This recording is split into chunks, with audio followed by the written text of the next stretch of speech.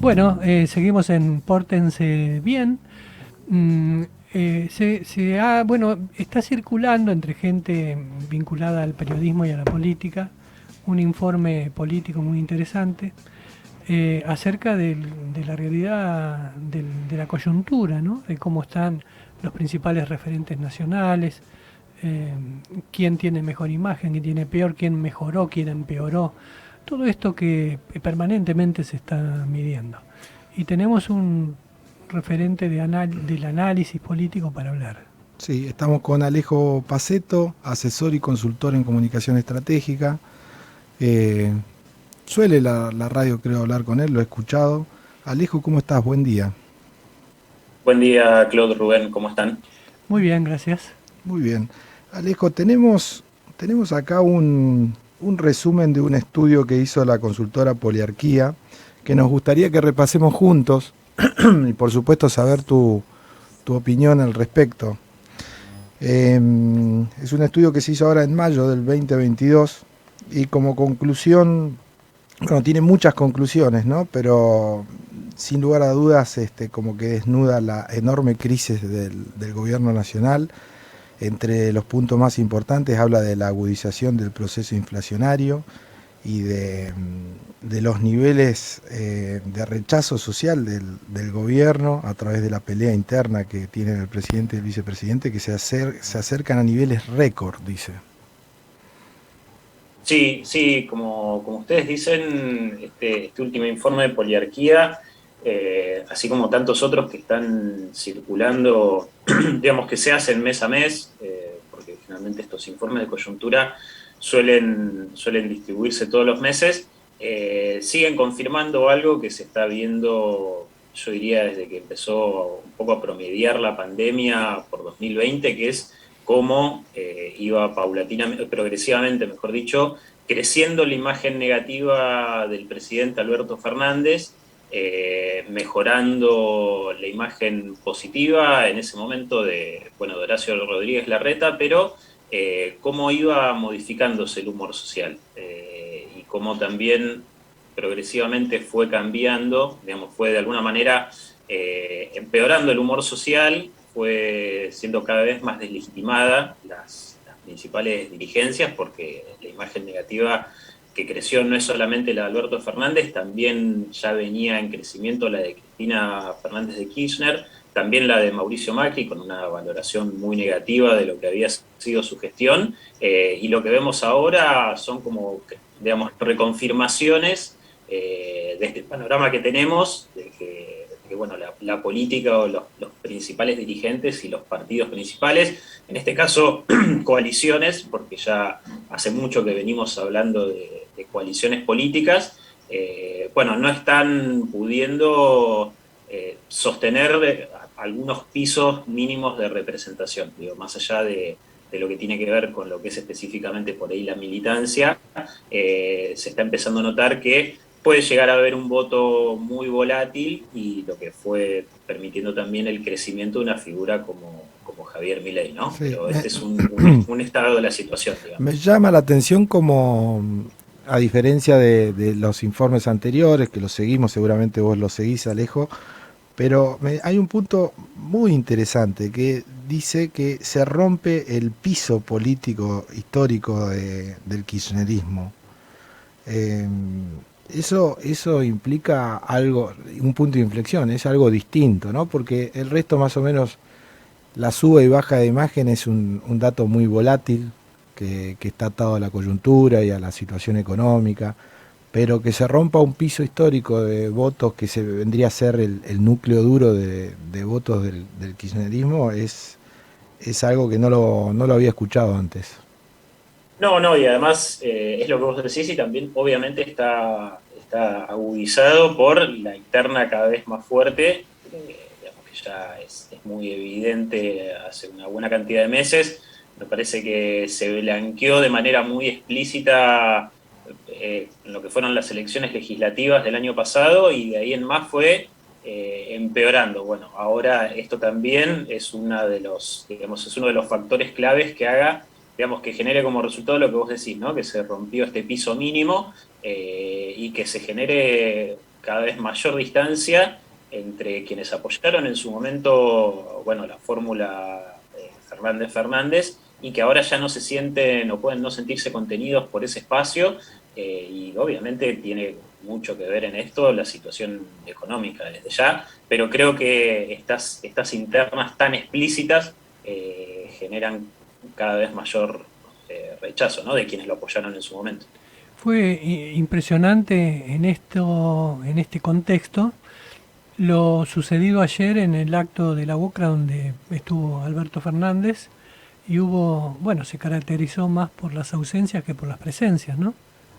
Sí, sí, eso también desde ya que son mensajes, y también son como puntos a analizar, ¿no? Porque el gobierno o un sector del oficialismo más ligado obviamente al presidente intenta dar mensajes a la sociedad interna, intenta hacer demostraciones que no le salen, ¿no? Son muchos tiros en el pie los que se viene pegando el gobierno desde hace rato. Como digo, también la interna colabora muchísimo a eso. Pero bueno, también se está empezando a ver un intercambio de jugadores y de que empiezan a aparecer voceros a hablar en nombre tanto del presidente como de la vicepresidenta. Bueno, esto, digamos, es una situación que evidentemente se va a sostener, me parece, con el tiempo y que, digamos, por supuesto que a quien más perjudica es no solo el presidente, sino a todo lo que tiene que ver con el Frente de Todos.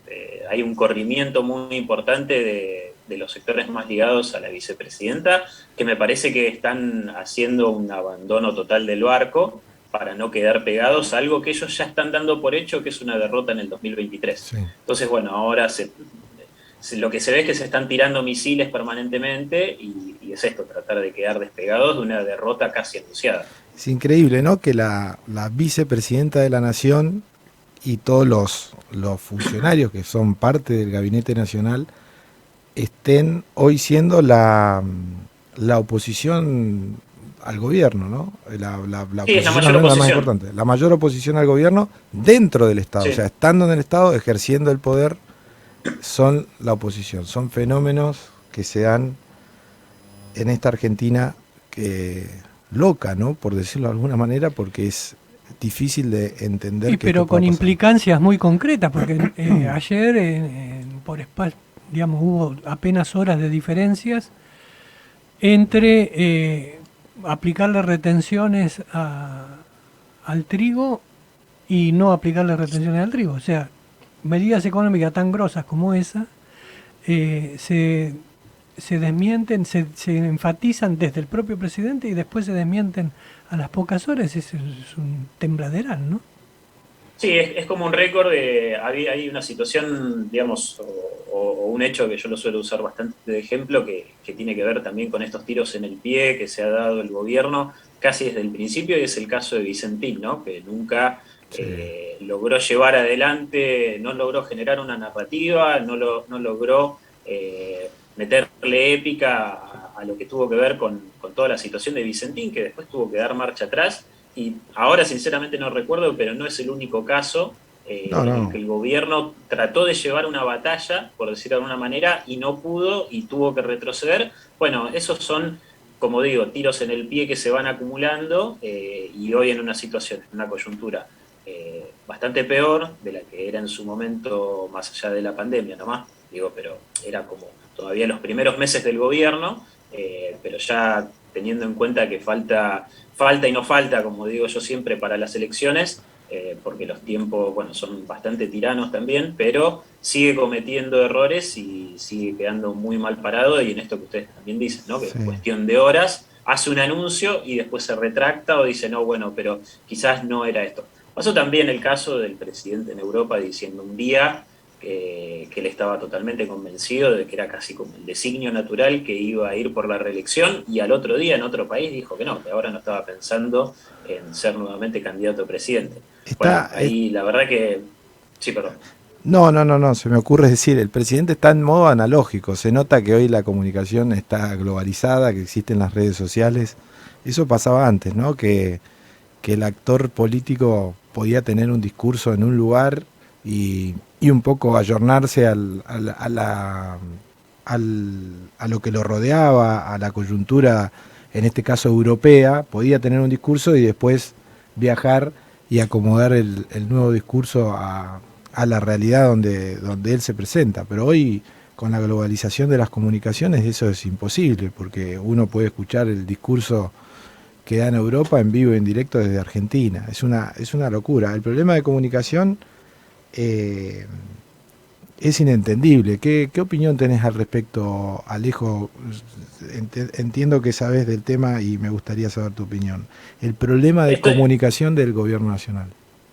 Es todo un caso. El gobierno de Alberto Fernández ya pasó a la historia, digamos, como todo un caso de análisis para el campo de la comunicación política, de la comunicación de gobierno y también de la comunicación de crisis, que cada una tiene sus particularidades muy específicas y obviamente todo un bagaje teórico muy importante, pero realmente es increíble que no haya nunca logrado ordenar la comunicación oficial, que no hayan sido justamente, como les decía, para el caso de Vicentín y otros ejemplos, nunca fue certera la comunicación, nunca se logró dar certezas de casi absolutamente nada a la ciudadanía, no había una vocería unificada. Digo, podemos estar un buen rato hablando de esto, pero digamos, podemos tener el caso también de Gabriela Cerruti, que asumió con un cargo para tratar de ordenar una comunicación dentro de un gobierno en el cual también tenía un área parecida o tiene un área muy similar en jefatura de gabinete.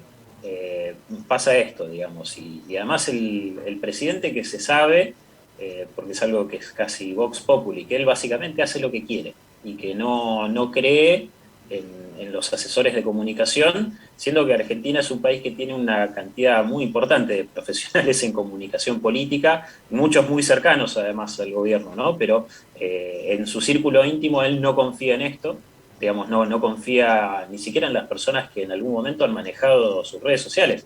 No sé si se acuerdan que también en un momento de la pandemia él se ponía a tuitear a la noche, digamos, y es como decir, y a la mañana borraba. O sea, claro, que a la mañana borraba y bueno, él pensándose que, digamos, totalmente convencido que con su estilo de cuando no era presidente podía manejarse con su comunicación, siendo que es presidente y que tiene, digamos, todo lo que diga va a tener una repercusión enorme, con lo cual sí, es todo un caso de análisis, ya lo es, y bueno, queda solamente esperar a ver que termine la gestión de gobierno, pero sí, es muy mala, es realmente muy, muy mala la comunicación de esta gestión de gobierno. El mal humor social no solo impacta en el oficialismo, o sea, los dirigentes opositores también sufren de esta ola de descontento, de queja,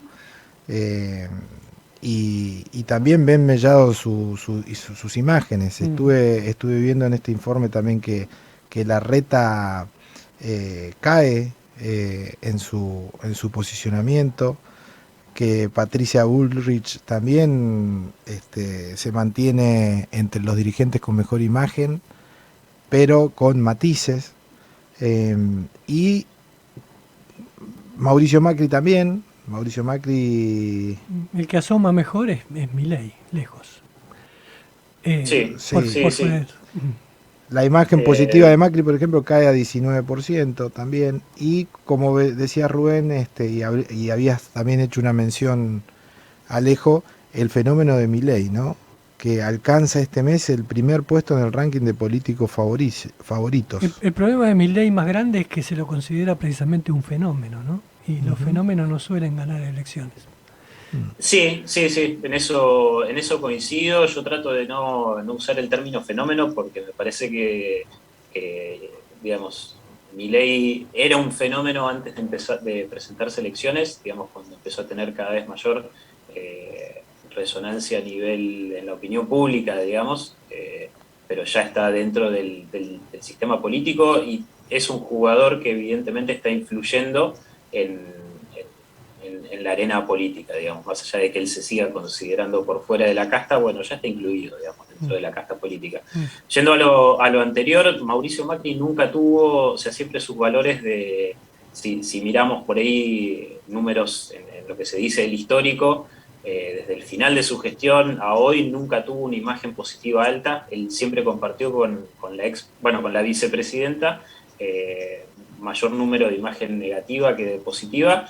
Horacio Rodríguez Larreta, durante gran parte de 2020, era el político con mayor valoración positiva, y también en algún momento tuvo que radicalizar un poco su discurso porque él era obviamente de alguna manera, era un aliado opositor en cuestiones que tenían que ver con las medidas de la pandemia, con todo el vínculo de la hacían los anuncios juntos. Claro, hacían los anuncios juntos y eso le levantó muchísimo el perfil y el precio como potencial candidato a presidente, y lo terminó de posicionar de esa manera en toda la coalición, en ese caso oficialista, pero oficialista en la Ciudad Autónoma de Buenos Aires, ¿no? Pero opositora a nivel nacional. Ahora es verdad que ha bajado un poco, pero él también está en una encrucijada, como ustedes decían, Patricia Bullrich, que por ahí es la que se mantiene un poco más estable y sigue tratando de correr cada vez más a la derecha el discurso, obligada también por Milei. O sea, es sabido, y ella lo dice públicamente, preferiría que Javier Milei esté dentro de Juntos por el Cambio. Es algo que desde ya no comparte ni Horacio Rodríguez Larreta ni un sector muy importante del radicalismo que, no lo quieren al interior de la coalición, siendo conscientes igual de lo que eso puede generar. Sobre todo porque el electorado de Javier Milei es más un electorado que podría, que probablemente votó a Juntos por el Cambio en 2019. Milei por ahora le roba más a Juntos por el Cambio que al Frente de Todos, lo cual no deja de representar también un problema para el Frente de Todos. Eso hay que tenerlo, claro. No hay que dejar de mencionarlo. Sí. Bueno. ¿Tenés algún número, Alejo, de acá, más local, de encuesta de imagen, intención de voto? No, la verdad que por el momento no he visto nada. Estimo que me preguntan por Neuquén. Sí. Lo que más circula son algunos rankings de imagen, gestión de gobernadores e intendentes, en los cuales ahí están, Omar Gutiérrez y Mariano Baidó, pero por el momento no he visto encuestas a nivel provincial. Bien. Alejo, te agradecemos mucho tu predisposición. Muchas gracias. A ustedes. Gracias, Alejo. Hasta luego. Alejo Pacetto, entonces, politólogo, para tener otra voz especializada en estas consideraciones de la política. Entiendo que usted debe tener información acerca del devenir finito en el MPN y en lo que está pasando en el Tribunal Superior de Justicia. Sí, respecto al movimiento popular neuquino, habíamos adelantado en la editorial del domingo pasado de distintos movimientos de actores del gobierno y dirigentes importantes del MPN que empezaban a mostrar, algunos más explícitamente que otros, algunos de forma directa, otros a través de sus personas de confianza, la intención de empezar un poco a posicionarse para ocupar los cargos del poder que se viene, ¿no?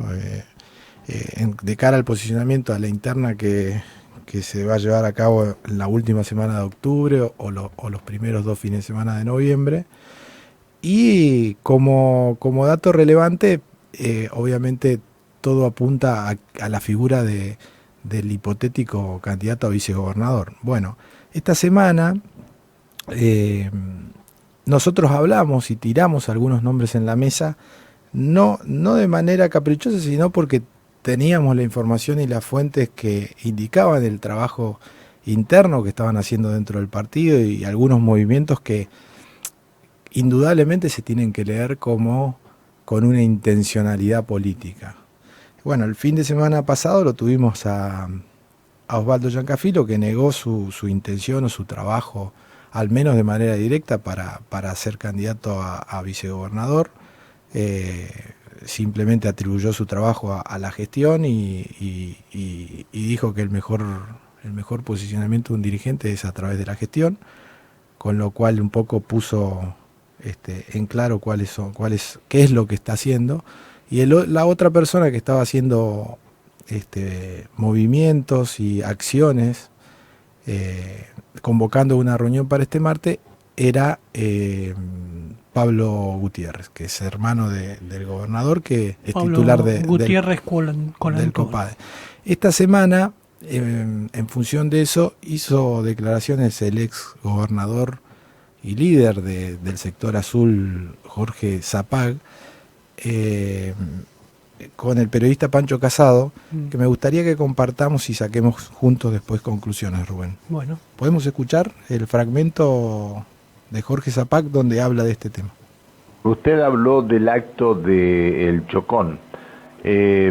Yo creo que mucha gente estaba esperando que en el acto del Chocón se conociera quién lo iba a acompañar a Marcos Comban, porque no hicieron un acto solamente para presentar a Marcos Comban como el candidato de la lista azul, sino que muchos estaban esperando la fórmula de la lista azul. Aún pero, hoy, permítame, unos pocos, Pacho, permítame. No es, ojo, quiero decir que el acto del Chocón no se hizo para hacer una fórmula. El acto del Chocón se hizo porque dijimos, bueno, Mariano Gaido va a liderar la ciudad de Neuquén como candidato a intendente. Sí.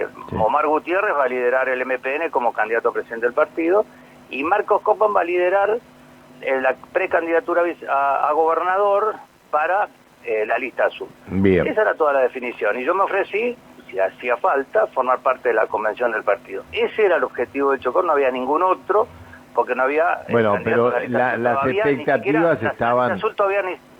La lista azul todavía no ha planteado la construcción de las candidaturas, porque esto hay mucho tiempo para presentarlo. La interna va a ser a fin de año, y no hay ningún apuro para nombrar personas. Pero todos están...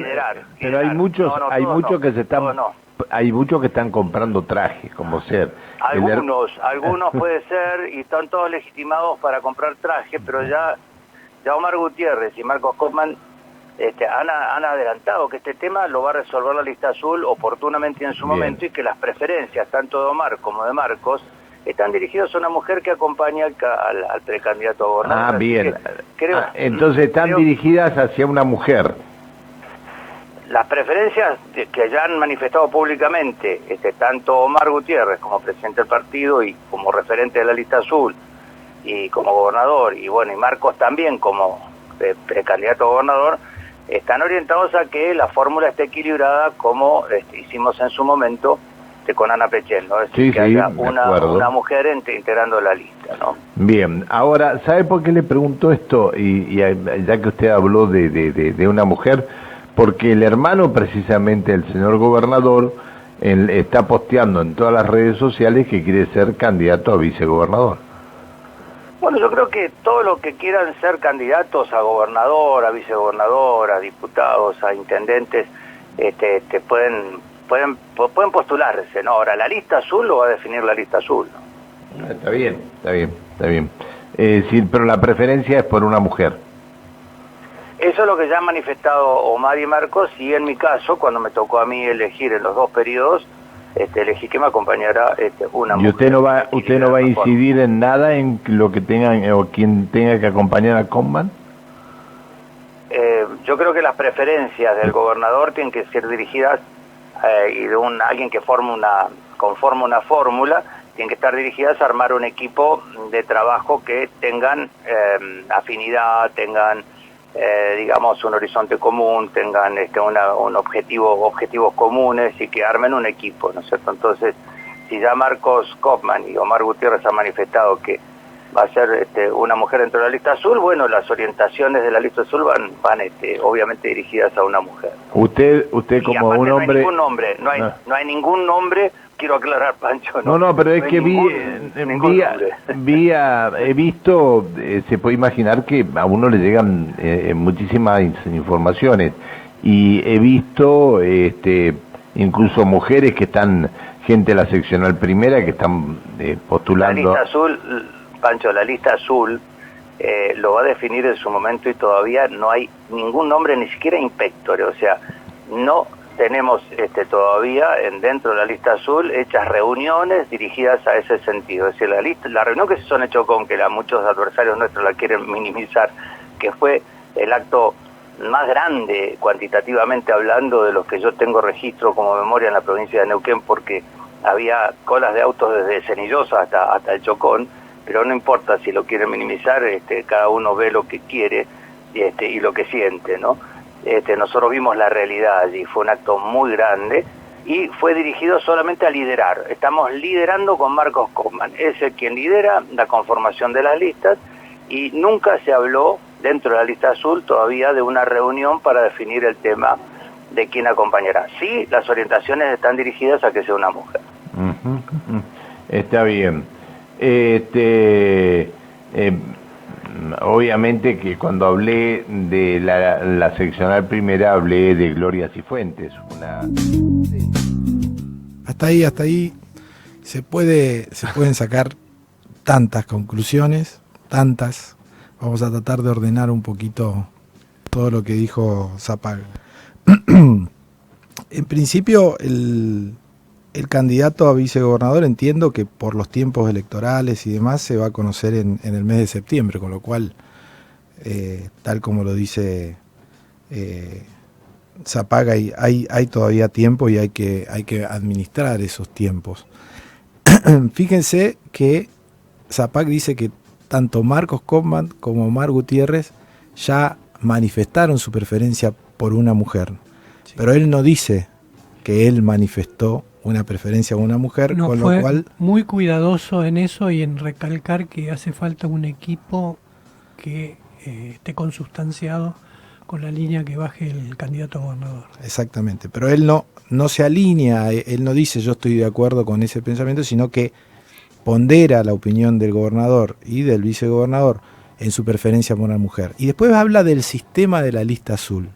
¿Y cuál es el sistema de la lista azul? ¿Qué es lo que en definitiva va a pasar?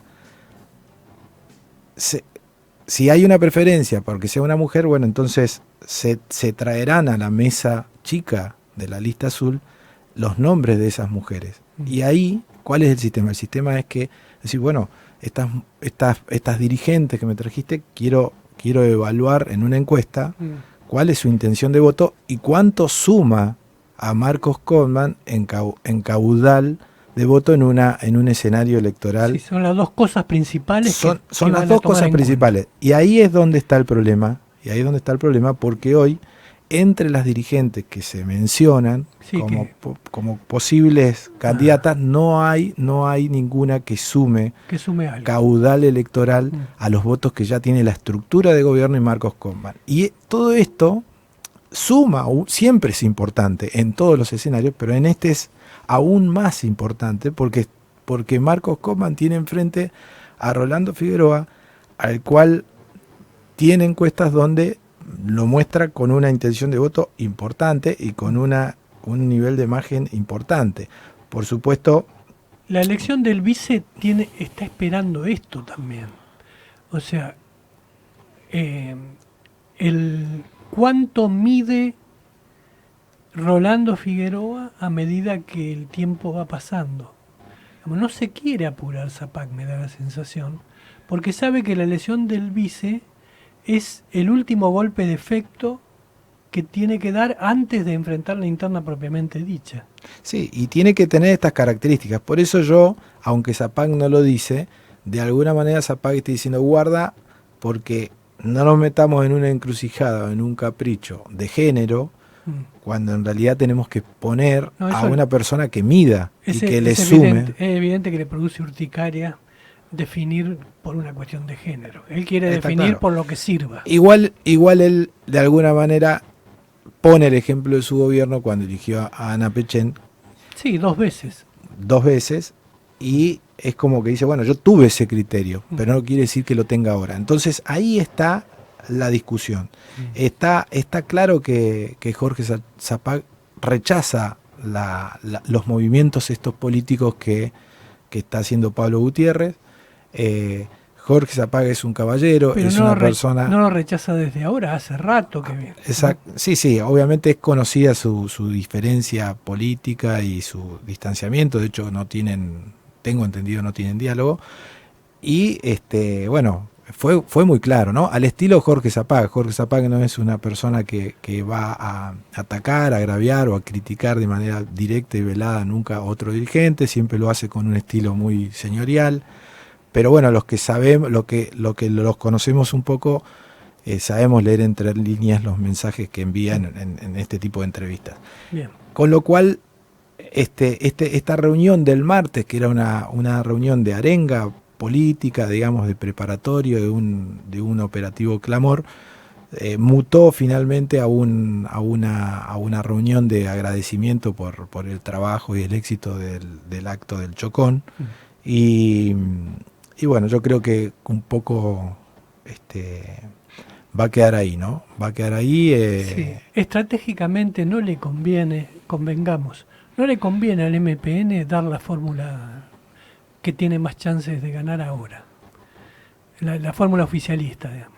No la conviene dar todavía. No, está claro. Pero más allá, yo le creo a Jorge Zapag cuando dice que no está el candidato. Yo le creo. Sí, pero no está además por definición, porque sería muy temprano darlo ahora. Pero, y si estaría, tampoco se coincido que no se daría el nombre. Y yo creo que en la cabeza de Jorge Zapag hay un hombre que en definitiva en la mesa no es que él va a doblegar la voluntad del gobernador y del vicegobernador, que en definitiva son las dos máximas autoridades de la provincia y también en el caso de Gutiérrez del partido. Pero cuando Jorge Zapag habla del sistema de la lista azul, bueno, se habla de decir, bueno, a ver, vos querés que sea una mujer, bueno, se tienen que dar las condiciones, traeme el candidato y evaluemos estratégicamente en la mesa. Ahí es donde finalmente pueden cambiar las cosas. Okay. Cuando los números no le den, entonces Jorge Zapag va a sacar también nombres que sí pueden sumar y pueden sumar valor en imagen y en caudal de votos. Sí, nombre que no va a improvisar, sino que ya los tiene. En la consideración que debe estar midiendo, ¿no? Que debe estar midiendo. Sí. Los números, cuando un político encuesta de verdad, para tomar decisiones, esas encuestas solamente las conoce no se ese político. Cuando se difunden las encuestas... Es por una intención. Es por una intención y también hay que desconfiar porque también las encuestas pueden ser un poquito... Tocadas es el término, digamos. Retocadas, dibujaditas. 11:06 es la hora y hacemos una pausa y después seguimos en Pórtense Bien. Pórtense bien. Un llamado urgente a la civilidad en tiempos azarosos y difíciles.